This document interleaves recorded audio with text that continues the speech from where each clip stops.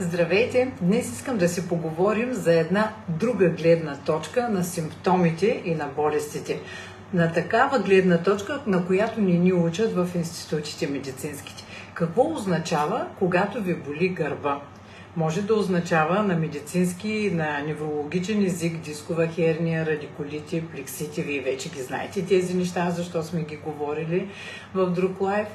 А може и да означава, че имате емоционален товар, който носите на гърба си и често се случва ние лекарите да опитваме да лекуваме радикулит, плексит, дискова херния, а да няма добър ефект. Защо? Защото емоционалният товар остава.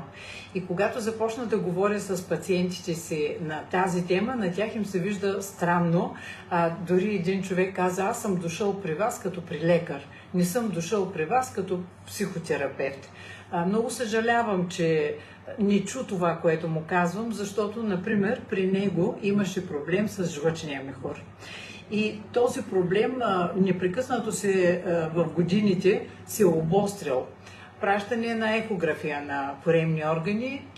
Има малко задебелени стени на жлъчния мехур, но няма привид жлъчен мехур, няма камъни, а има непрекъснато симптомите на проблем с жлъчния мехур. Горчив вкус в устата, гадене, тяжест след нахранване, не може да яде яйца, не може да яде пържоли. И поради тази причина се разговорихме на тази тема. И аз му казвам: таите горчевина в душата си, не сте простили. И това вас трови, не човека, който ви е направил нещо си там, нямам представа какво. И може би пък наистина много навлезнах в личното му пространство, но неговият отговор беше: вас това не ви интересува, аз съм дошъл при вас като при лекар. Но вие, които гледате и които решите да се заинтересувате, помислете. Ако имате проблем с ходенето по голяма нужда, например, имате проблем с отдаването, с даването. Ако имате проблем с някоя храна, храносмилателен проблем, имате проблем с приемането. Ако имате проблем с гърба, носите прекомерно голям товар, освободете се от този емоционален товар. И знаете ли, можете да го направите така, веднага. Как да стане ли? Обстоятелствата ще са същите. Хората няма да се променят. Проблема ще остане.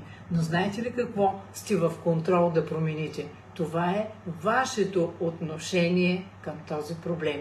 И за това този проблем може да бъде разрешен в миг на око, тогава когато предадете този проблем на Бог и си промените отношението към този проблем.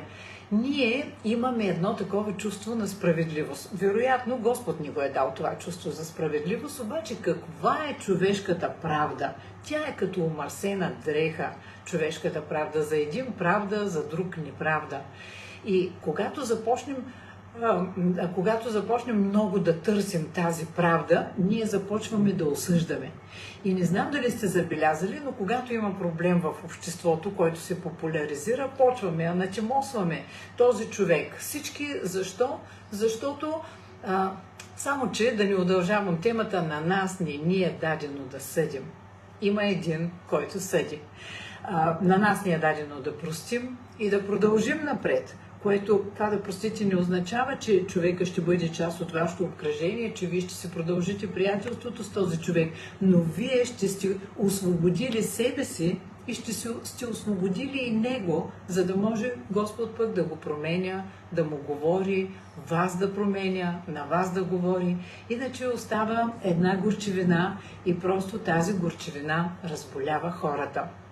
Когато започнем да мислим за тези неща, пак е важно да подкрепим тялото си, защото когато може да няма симптоми, защо да ги има тези симптоми? И когато те може да са и по-леки. Затова суперхраните нека да бъдат част от менюто ви. Не е излишно коластра да вземете, за да може по един природен начин да дадете отговор на този проблем в организма. Да дадете субстрат на организма, възможност, нещо, с което той да вземе и да заработи, а той го има този интелект, и да си реши проблема.